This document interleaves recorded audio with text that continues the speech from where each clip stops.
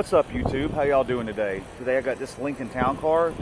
Customers complaining of the heat not working and the blower motor not blowing. I'm going to show you how to test this today. It's a pretty easy test, and this is going to apply to a lot of your vehicles that have the ground control system, and most of them do.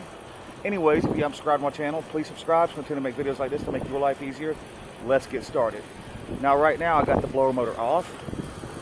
Now, you don't have to have a fancy Power Pro tool like this. You can do this with just standard multimeter. I'm going to lightly poke the connector right there. See, it's got 13 volts. And then probe the other one. Both have 13 volts.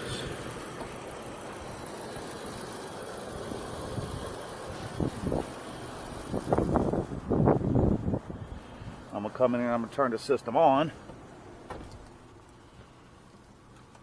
I'll just turn max AC on, doesn't really matter. It's a blower motor problem, not really a heat problem, because you're going to have no AC either because the blower motor is not blowing. That's why it's crucial you get the right information from the customer, because he just said the heat wasn't working. So I'm sitting there checking the coolant and checking all this other stuff, and I come to find out it's the blower motor not working. So now we're going to do the same test. See how we have 13 volts in the top wire? Now when you probe the bottom wire, now we have ground. See the difference in the voltage change? Simple as that. Anyways, I hope y'all like this video, and if you're concerned about me probing these wires right here, they actually make